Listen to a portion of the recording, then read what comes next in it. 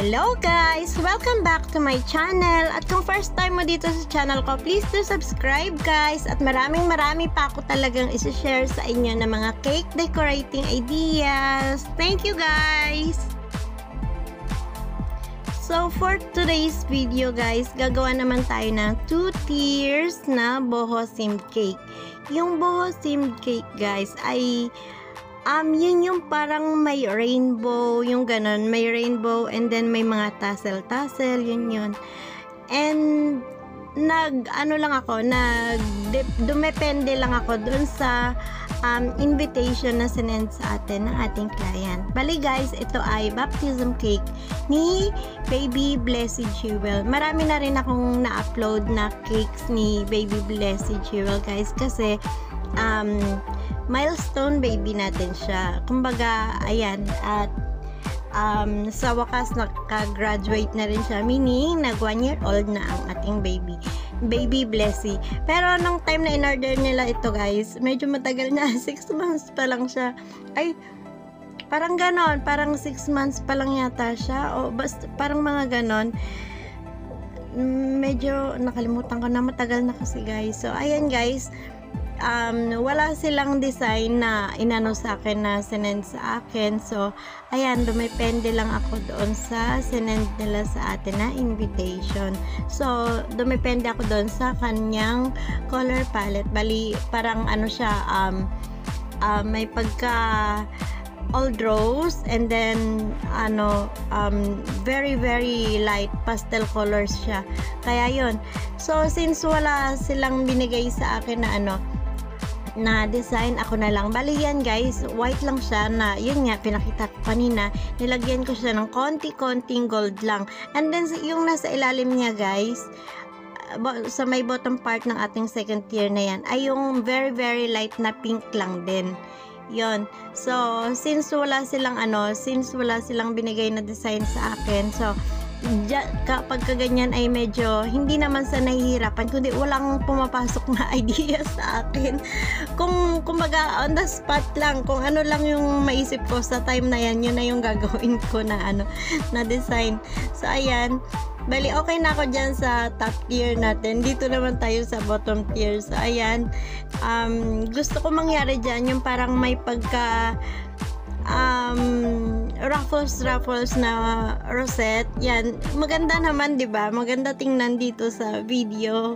Pero ayan, inulit ko guys, in-subscribe ko na naman kasi hindi ako na-contento dun sa gawa ko. Feeling ko parang exaggerated. Ayan, inulit ko na naman siya guys.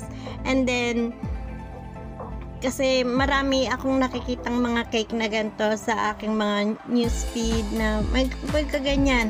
Pero ang pulido kasi ng mga gawa nila, kasi gawa siya sa fondant. So since hindi naman ako nagpo-fondant madalas, ayan, nag-struggle ako. In-scribe ko na naman siya guys. Ganyan kasi ako kapag hindi ako nagagandaan doon sa gawa ko. Uulitin ko talaga, maliban na lang kung yun talaga yung request ng ating client ha.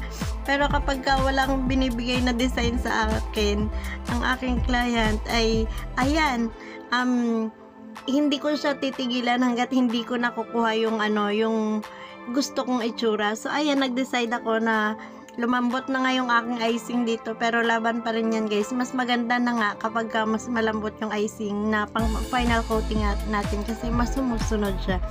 So ayan guys, nag-decide ako na mas simpler na lang ang design ng ating cake. So ayan, medyo nilagyan ko siya ng lining dyan, parang pa-ruffles pa rin, pero hindi na siya ganun ka exaggerated na ruffles natin. Plain na lang, ayan, ganyan. And then pinatungan ko siya ng isa pang color, ayan, white. So ayan na guys, nag-blend na siya. Bali light pink lang yung sa taas na part, and then light yellow doon sa and then pinatungan ko pa ulit ng white. Ayan. So, 'di ba guys, mas maganda, mas makinis, mas aliwalas, mas neat siyang tingnan kapag ganyan compared dun sa kanina natin. So, mas nagustuhan ko talaga yung design natin na to, na na lang na mas simple na siya. So, ayan, sabi ko nga, di ba, sa iba pang mga videos, ginagamitan ko siya ng clear acetate sa pagpapakinis kung hindi siya masyadong nadali ng ating spatula, kasi ang ating spatula naman guys at ang ating yung scraper natin ay yung nga ba tawag kinis natin ay plastic o di kaya stainless, so hindi siya flexible, so hindi niya napupulido, lalong-lalo na yung part na to guys. Bawal naman yan siya dyan ipakinisin ng ating spatula kasi madadali yung bottom tier natin. So ayan, ginagamitan ko na lang siya ng acetate. And then wala naman din silang in order na cupcake sa akin, but since feel ko talaga na bigyan ng cupcake si Baby Jewel kasi nga milestone baby ko siya. Ganun kasi yung pakiramdam ko sa aking milestone babies, kaya parang feeling ko baby ko rin. So ayan, dinagdagan ko siya dyan ng bite size na cupcakes. Bali 3/4 ounce yan siya. So bite size. So ayan, diba guys, ang cute ng mga cupcakes na nakapalibot doon. Bali total yata ay 14 or 12, hindi ako sure kung ilan yung nailagay ko doon. And then may kasabay ito siya na wedding cake, kaya may mga flowers din dyan sa side ng ating cake. So ayan, inano ko lang to, inisingit ko lang. Tsaka yung order din sa atin ay hindi rin yan siya 2-tier. Ako na lang din nag-decide na ganyan. Basta binigyan lang ako ng team, and then yung budget ay hindi actually, parang gusto ko nga i-gift ito ng time na yun, pero binayaran pa rin talaga nila.